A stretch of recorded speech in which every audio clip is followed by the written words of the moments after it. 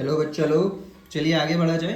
तो क्लास 9 का concentration terms अपन पढ़ लिए हैं। क्लास 11th 12th वाले कंसंट्रेशन टर्म्स में आना है तो अपने को ये अपडेट कर लेना चाहिए अपना शॉर्ट रिव्यू नोट्स टाइप्स। तो जैसे पहला इंट्रोडक्शन था जिसमें होमोजेनियस सॉल्यूट सॉल्वेंट ये सब पढ़ते गए, फिर अपन आए कंसंट्रेशन टर्म्स में। ठीक है, कंसंट्रेशन टर्म्स में अपन दो कैटेगरी में डिवाइड किए। क्लास 9th के कैटेगरी में, तो क्लास 9th के कैटेगरी में 3 टर्म्स था। इनफैक्ट एक और जुड़ा है उसमें नया, तो मास बाय मास परसेंटेज। तो मास m बाई m परसेंट बोल सकते हैं, वो होता है mass of solute by total into 100, by total into 100। ठीक है, फिर अपन इसमें समझे कि similarly mass by volume percent भी हो सकता है और वॉल्यूम बाय वॉल्यूम परसेंट भी हो सकता है। ये होगा mass of solute by total volume, यहाँ पे टोटल मास है, इंटू 100। यहाँ पे टोटल वॉल्यूम डिवाइड होगा इंटू 100। फिर हम लोग को समझ में आया एक फोर्थ टर्म आया था क्लास 9 से ही, पीपीएम, जो एक्चुअली ऐसा ही होता है, एग्जैक्ट ऐसा ही होता है, mass of solute divided by total mass, total mass into 100 के जगह बस 10⁻6 बोलना है इस बार। ठीक है, तो ये अपना क्लास 11th इनफैक्ट 9th वाला हुआ। तो 9 से रिलेटेड 4 बोल सकते हैं पीपीएम, ऑल दो 11 12th है बट रिलेटेड बोल सकते हैं। अब देखिए क्लास 11th वाले टर्म्स। तो 5th नंबर पे आ गया अपना मोल फ्रैक्शन। तो अपन उसी ग्लूकोज वाले क्वेश्चन में फिर से चल जाते हैं। ठीक है, तो ये ग्लूकोज का क्वेश्चन कर रहे थे जिसमें हम लोग 1 चम्मच ग्लूकोज डाल करके अपना एक घोल बनाए थे। ये रहा वो घोल, 1 चम्मच ग्लूकोज वाला। ठीक है, ये देख रहा होगा, ये यूनिफॉर्म मानते हैं अपन घोल को, क्योंकि ऊपर से 1 चम्मच लेंगे नीचे से 1 चम्मच लेंगे बराबर होगा। ठीक है, वैसे ही अगर मैं बोलूँ कि ये कॉफ़ी है तो ये कॉफ़ी का टेस्ट ऊपर से 1 चम्मच और लास्ट के 1 चम्मच में सेम होगा कि नहीं होगा? होगा। अगर सेम होगा तो हम लोग इसको बोलते हैं कि भाई यूनिफॉर्म है, आप मिक्सचर है लेकिन यूनिफॉर्म है, मतलब आप सॉल्यूशन है कहीं ना कहीं। ठीक है, तो ये वाले क्वेश्चन से अपन फर्स्ट 3 पार्ट कर लिए थे, है ना, और बोले थे कि टेबल बनाना आना चाहिए। अब देखिए इस टेबल में इंटरेस्टिंग बात, आइडेंटिटी पता है, मोलर मास पता है, गिवन मास पता है, वॉल्यूम पता चल गया, 1 लीटर दिया हुआ था। अब क्या मोल्स पता होता है? मास से क्या मोल्स निकाल सकते हैं? मोल्स होता है given mass by molar mass. तो सिर्फ क्लास 9th वाला मोल्स कैसे निकालेंगे वही काम आता है, बाकी मोल्स का बहुत हाई फाई चीज़ नहीं यूज़ होता है इस चैप्टर में। अब देखिए गिवन मास कितना था, 180। मोलर मास भी कितना है, 180। ग्लूकोज का मोलर मास 180 आता है। ठीक है, तो आइडेंटिटी पता होता है तो मोलर मास सबको पता होता है। ये आ गया 1 मोल, है ना। तो मोल्स को एन से भी डिनोट करते हैं, तो ये अपना N1 बोल सकते हो आप बोलना है तो। पानी के मोल कितने हुए? पानी के गिवन मास, कितना मास लिए थे पानी अपन इस सॉल्यूशन को बनाने में? 1000। मोलर मास जो प्रीवियस नॉलेज होता है कि पानी के 18 फिक्स होता है, ये लगभग आता है 55.55 बार, है ना, रिपीट होते जाएगा। और मोल्स ऑफ सॉल्यूशन का कोई मतलब नहीं होता है, अगर आपको निकालना ही है तो N1 प्लस N2 कर सकते हैं, अगर ज़रूरत पड़ा तो 56.55 पुट करेंगे। ठीक है, सॉल्यूट प्लस सॉल्वेंट मिला के। तो क्लास 11 12th को ना इनसे मज़ा नहीं आ रहा था कि यार ये मास वॉल्यूम ये सब क्या बचपन वाला यूज़ कर रहे हो। तो केमिस्ट्री वालों को मज़ा नहीं आ रहा था, तो केमिस्ट्री वाले अपना टर्म बनाएंगे। क्या बनाएंगे टर्म? 3 टर्म नया बनाएंगे। 5th 6th 7th नंबर जो है वो अपना केमिस्ट्री रिलेटेड है एकदम, मास वॉल्यूम आम आदमी को भी समझ आता है, फिजिक्स वालों को भी समझ आता है, लेकिन 5th 6th 7th सिर्फ केमिस्ट्री वालों को समझ आता है, जिसको मोल का सेंस है। तो पहला है मोल फ्रैक्शन। अब फ्रैक्शन एक मैथमेटिकल चीज़ है। फ्रैक्शन मतलब क्या होता है कि एक में कितना, टोटल 1 है तो 1 में कितना, इसलिए फ्रैक्शन का आंसर हमेशा आता है 1 से छोटा, 0 to 1, जैसे प्रोबेबिलिटी का आंसर आता था, है ना, favourable outcome by total outcome. तो टोटल आउटकम डिनोमिनेटर तो हमेशा बड़ा ही होगा ना, तो आंसर तो पॉइंट में ही आएगा हमेशा। तो 0 से 1, तो यहाँ पे भी फ्रैक्शन का आंसर 0 to 1 ही आएगा। तो इसको बोलते हैं, तो दोनों कंपोनेंट का निकाल सकते हैं आप, सॉल्यूट का भी निकाल सकते हो। इसको डोनेट करते हैं एक्स से, है ना। तो सॉल्यूट का किसी को निकालना है तो बोलेगा moles of solute N1 by total moles. ठीक है, किसी को सॉल्वेंट का निकालना है ठीक है, तो मोल फ्रैक्शन किसी का भी निकल सकता है। अब हमारे सिलेबस में बाइनरी सॉल्यूशन है ना। बाइनरी सॉल्यूशन मतलब क्या हुआ, एक का मोल्स अगर x है तो दूसरा का 1 - x बोल सकते हैं, क्योंकि टोटल मिला के फ्रैक्शन हमेशा 1 ही होता है। तो आपको जैसे है ना, एक चीज़ को डिवाइड किए हैं, कोई पहला वाले को 1/3 मिला तो दूसरे को 2/3 ही तो मिलेगा। तो नॉर्मल फॉर्मूला भी लिख सकते हैं ये, लेकिन बाइनरी सॉल्यूशन के लिए पॉइंट टू बी नोटेड, सिर्फ बाइनरी के लिए, जो कि हमारे सिलेबस में बाइनरी है, मोल फ्रैक्शन ऑफ कंपोनेंट 1 भी कर सकते हैं, कंपोनेंट 2 का मोल फ्रैक्शन निकालना है तो इस केस में देखिए मोल्स कितना है ग्लूकोज का, सॉल्यूट का 1, टोटल मोल्स 56.5, यही आंसर है। अगर आपको सॉल्वेंट का निकालना है तो कितना आएगा, पानी के मोल्स थे 55.55 डिवाइडेड बाई 56.55, यही आंसर है। या फिर 1 - 10, दोनों हो सकता है। ठीक है, तो बस एक क्वेश्चन से अपन बार बार रिवाइज कर सकते हैं सारा कंसंट्रेशन टर्म अपना। तो मोल फ्रैक्शन के बाद एक और है अपना मोलैरिटी।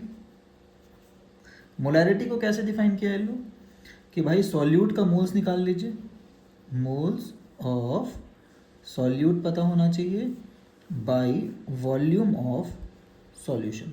तो अभी तक जितना भी कंसंट्रेशन पढ़े हैं 1 to 6, सब में नीचे सॉल्यूशन ही होता है। अब उसका वॉल्यूम है कि मास है कि मोल्स है, वो अलग बात है। ठीक है, जैसे ऊपर टोटल मोल्स मतलब मोल्स ऑफ सॉल्यूशन। तो मोल्स ऑफ सॉल्यूट कितना है हमें पता है, 1 है यहाँ पे हमारे केस में। वॉल्यूम ऑफ सॉल्यूशन कितना दिया होता, 1 लीटर पानी था तो घोल भी 1 ही लीटर बना होगा, तो ये अपना हो गया 1। तो ये आंसर तो बड़ा ही आसान आया। इसको बोलते हैं 1 मोल पर लीटर, इसको और भी बोल सकते हैं 1 मोलर, कैपिटल M। तो मोलैरिटी कैपिटल M से डोनेट होता है।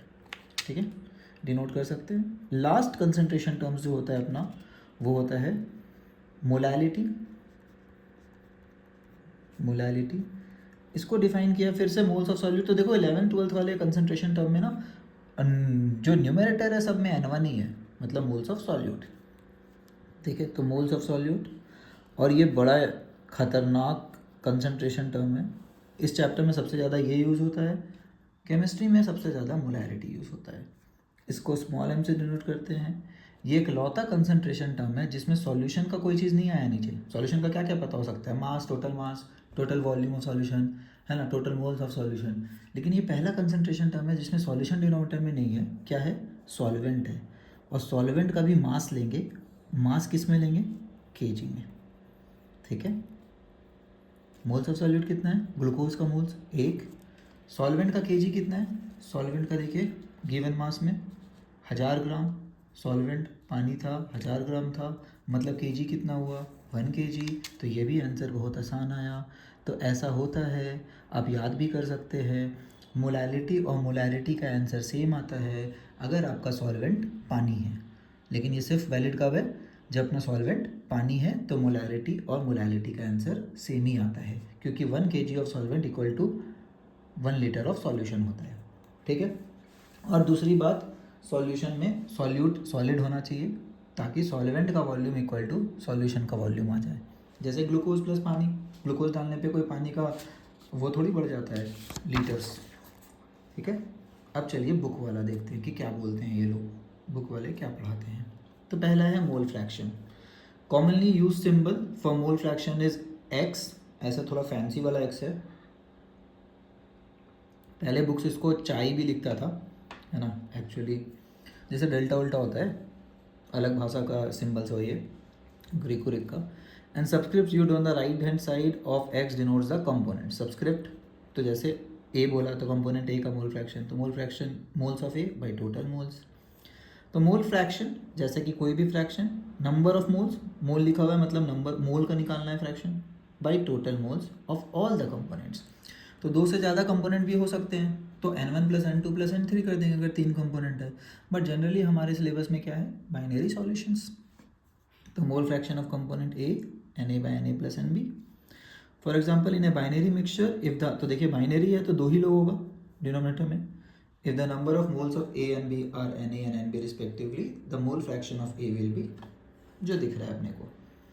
ठीक है, तो x equal to Na/Na + Nb। For the solution containing i number of component, मतलब बहुत सारे कंपोनेंट है तो नीचे बहुत सारे लोग दिखेंगे, है ना। तो n1 से n2 मैथ्स में लिखते थे ni तक जाएगा, i इक्वल टू 10 है तो मतलब n10 तक जाएगा, ठीक है। यहाँ पे एक्स आई और एन आई क्यों लिखा हुआ है, कंपोनेंट 1 का भी निकाल सकते हैं, कंपोनेंट 2 का भी निकाल सकते हैं। जब कंपोनेंट 2 का निकालेंगे तो न्यूमरेटर में कंपोनेंट 2 दिखेगा, बट डिनोमिनेटर में सब लोग दिखेगा। It can be shown that in a given solution sum of all the fraction is unity. ऐसे भी मैथ्स में सबको पता है सारा फ्रैक्शन मिला के 1 ही होगा, कोई चीज़ को ही तो डिवाइड किए हैं।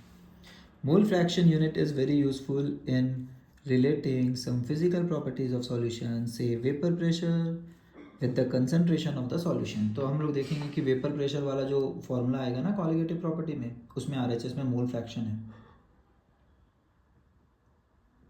ठीक है, with the concentration of the solution and quite useful in describing the calculations involving gas mixture। और gaseous mixture भी जब होता है ना तो मोल फ्रैक्शन वाला अपना जो कैलकुलेशन है वो काफ़ी मददगार होता है, ठीक है। अब यहाँ पे एक क्वेश्चन है तो चलिए अपने मैथमेटिकल स्किल को दिखाइए और इस क्वेश्चन को करके बताइए, ठीक है। तो चलिए करने का कोशिश करते हैं इस क्वेश्चन को। तो calculate the mole fraction, mole fraction निकालना है। अब देखो आप लोग को क्वेश्चन को अप्रोच कैसा करना होता है, सॉल्यूशन से अपने को ज़्यादा मतलब होना नहीं चाहिए, जस्ट अ मिनट, हाँ। तो देखिए अप्रोच कैसे करना है, calculate the mole fraction of ethylene glycol. हमें क्या लिखना है, हमें टेबल तैयार करना है कि एक होता है सॉल्यूट, एक होता है सॉल्वेंट और एक होता है सॉल्यूशन।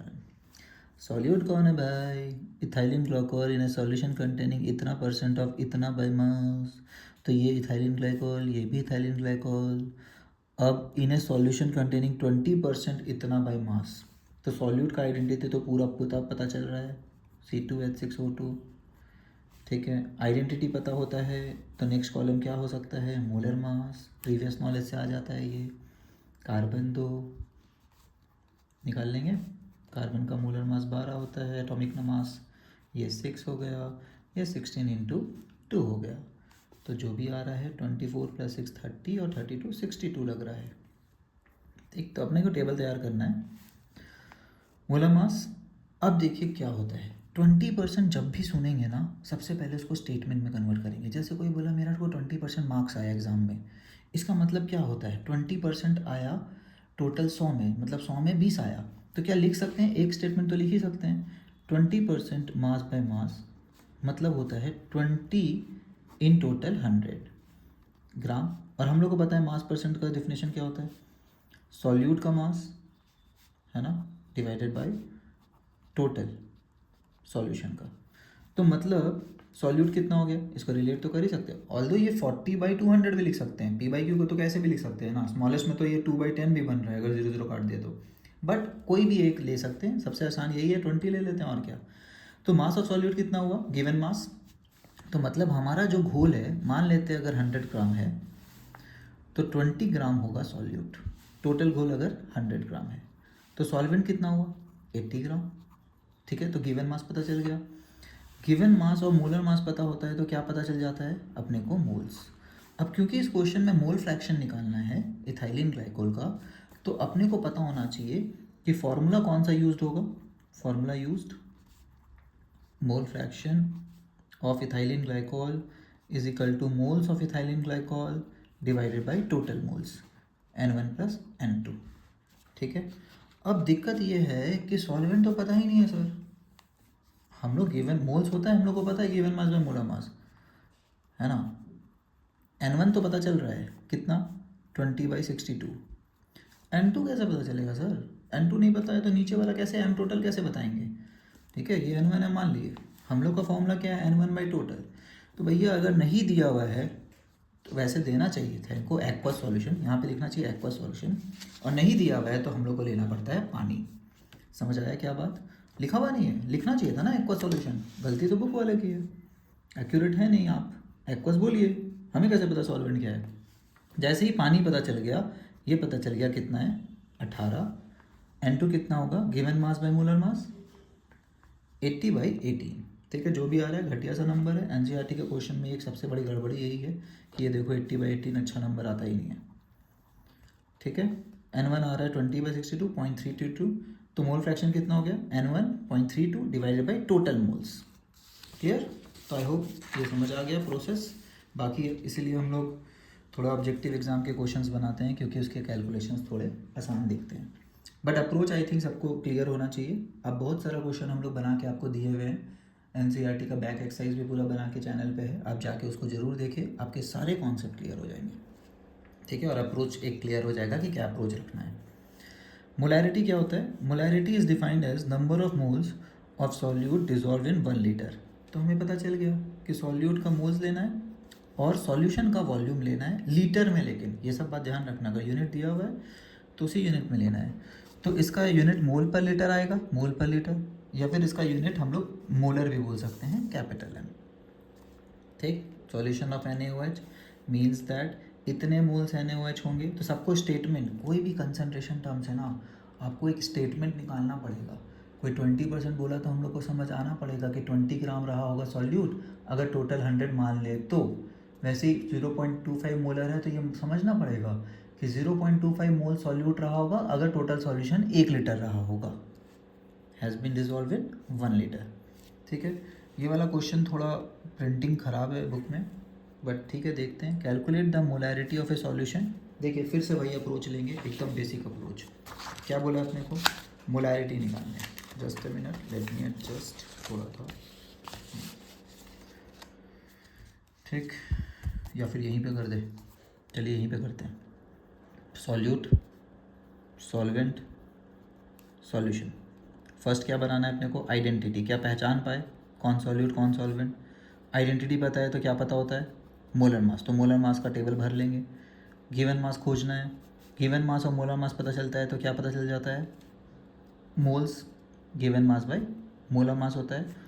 और मोलैरिटी में वॉल्यूम भी चाहिए होता है अपने को, ठीक है? वॉल्यूम ऑफ सॉल्यूशन मतलब ये वाला बॉक्स चाहिए, और अपने को क्या चाहिए? सॉल्यूट का मोल्स मतलब ये वाला डैश चाहिए, ठीक है? इतना ब्रेन में चमकना चाहिए। Calculate molarity of A solution containing 5 gram NaOH। Solute कौन? NaOH। मोलर मास कितना? 23 + 16 + 1 विच इज़ 40। गिवन मास कितना? 5 ग्राम। मोल्स कितना? Given mass by molar mass 5/8, 5/40, 1/8। अच्छा लग रहा है देख के? बढ़िया लग रहा है। इन 450 ml सॉल्यूशन, वाह! वॉल्यूम ऑफ सॉल्यूशन डायरेक्ट दे दिया, कितना? 450 ml। लेकिन क्या 450 ml देख के मज़ा आएगा? क्या फॉर्मूला में ml था? नहीं। मोलैरिटी इज इक्वल टू होता है moles of solute by volume of solution in litre. So our answer should be 1/8 divide by litre of इतना। लीटर कैसे निकालते हैं ml से? Divided by 1000। तो 0.450, या फिर इसको लिख सकते हैं 450 और 1000 को ऊपर ले जाइए, ठीक है? यहाँ से जो भी आंसर आएगा वो हम लोग निकाल के बता देंगे इनको। अगेन कैलकुलेशन, NCERT पुरानी प्रॉब्लम, कैलकुलेशन वो ऐसा देंगे कि हो जाएगा। वैसे ये वाला उतना टफ नहीं है, बट हाँ इन जनरल कैलकुलेशंस ऐसे ही होते हैं NCERT के, ठीक है? नेक्स्ट कंसंट्रेशन टर्म्स में चले तो नेक्स्ट कंसंट्रेशन टर्म कौन सा है अपना? मोलैलिटी, ठीक? मोलैलिटी क्या होता है? देखिए मोलैलिटी क्या है? तो मोलैलिटी होता है अपना नंबर ऑफ मोल्स। न्यूमरेटर में फिर से क्लास 11 12 के कंसंट्रेशन टर्म्स में हम लोग बात किए कि न्यूमरेटर में क्या होता है? नंबर ऑफ मोल्स ही होता है पर किलोग्राम ऑफ सॉल्वेंट। पहला कंसंट्रेशन टर्म है जिसमें डिनोमिनेटर में कौन है? सॉल्वेंट साहब है, ठीक? तो ये सब बात समझ आना चाहिए, ओके? चलिए, तो मोलैलिटी का फॉर्मूला ये दिया हुआ है, और फॉर एग्जांपल 1 मोल पर kg मतलब होता है 1 मोल सॉल्यूट रहा होगा, अगर KCl है तो KCl, in total solvent 1 kg में, ठीक है? तो पानी है सॉल्वेंट, अगर नहीं पता है तो सॉल्यूशन ऑफ बोला है तो पानी है। Each method of expressing concentration of solution has its own merit and demerit. Mass percent, ppm, mole fraction, इसलिए इतना सारा बनाया है, नहीं तो स्टूडेंट कम्युनिटी तो यही बोलता है सर इतना सारा कंसंट्रेशन टर्म का ज़रूरत क्या था? 1-2 में काम चला लेते, झूठ मूठी टाइम पास करा रहा है हमारा। एक इंटरेस्टिंग बात, ये इंडिपेंडेंट ऑफ टेम्परेचर है, क्योंकि टेम्परेचर से ना मास को कोई फ़र्क नहीं पड़ता है। हमारा मास बढ़ जाता है क्या गर्मी में? हैं? और थोड़ा ठंडा होगा टेम्परेचर तो तुरंत घट जाएगा, मास को फ़र्क नहीं पड़ता। तो जितने वाले सॉल्यूशन कंसंट्रेशन टर्म्स में मास थे उसमें कोई चेंज नहीं आ सकता टेम्परेचर के हिसाब से। तो मास बाय मास था, ये भी मास बाय मास इंटू 10⁶, ये था मोल्स बाय मोल्स। मोल्स भी एक नंबर होता है, एक आदमी से 4 आदमी थोड़ी बन जाएंगे गर्मी में, नहीं ना, ठीक है। मोलैलिटी था मोल्स बाय केजी, मोल्स एक नंबर होता है, मास फिर से मास हो गया। तो सिर्फ उसको फ़र्क पड़ेगा जिसमें वॉल्यूम है, क्योंकि हम लोग को पता है पानी एक्सपैंड कर सकता है टेम्परेचर बढ़ा तो सॉल्यूशन एक्सपैंड कर सकता है, वॉल्यूम चेंज हो सकता है। तो molarity is a function of temperature. Interesting और अच्छा बात। This is because volume depends on temperature and mass does not. ठीक है, लॉजिकल बात। तो एग्जाम्पल 1.3 कर लेते हैं और उसके बाद इन टेक्स्ट क्वेश्चन आएगा। ठीक है, तो एग्जाम्पल 1.3 और इन टेक्स्ट क्वेश्चन चलिए next part of the video में करेंगे। ठीक है, आई होप सारा कंसंट्रेशन टर्म समझ आ गया है। उसका न्यूमेरिकल बनाते रहेंगे और लाइफ को आसान बनाते रहेंगे। ठीक है, चलिए बाय एवरीवन।